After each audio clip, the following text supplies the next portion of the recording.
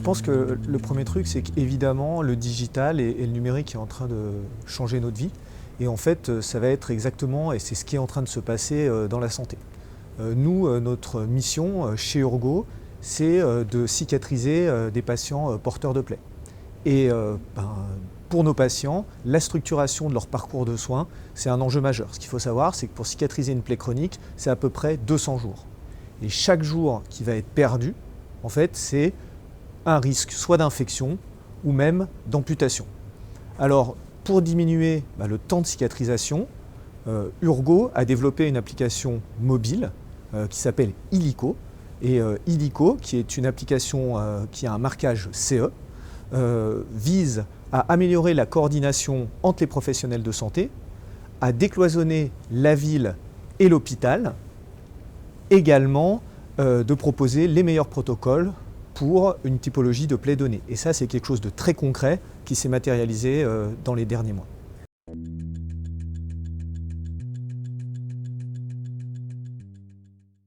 Au-delà de ce besoin qui était criant de faire évoluer le système de santé, de repenser l'organisation des soins, il fallait qu'il y ait une volonté politique. Et cette feuille de route, elle donne cette volonté politique. Et c'est ça qui nous a permis d'initier, avec l'application mobile Illico, des pilotes, notamment à Malais 3, pilote qui a été détaillé par le docteur Lembe à l'occasion de Catel Paris, avec des infirmières libérales qui ont testé et qui testent cette application et qui nous disent au quotidien que ça a changé et fait évoluer leur pratique, et d'arrêter d'utiliser Illico serait un vrai retour en arrière.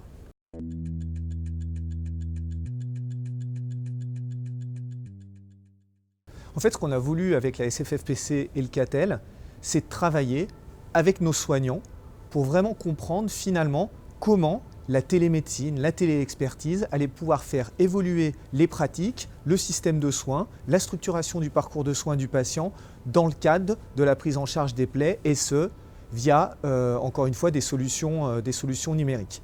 Et c'est pour ça qu'on a supporté, depuis 2016, un collectif de e-santé qui se penche finalement sur quels sont les meilleurs protocoles de soins, quel est par exemple, nous avons initié un livre blanc, le collectif a initié un livre blanc en télémédecine, a été publiée une cartographie de tous les centres qui font de la télémédecine en France.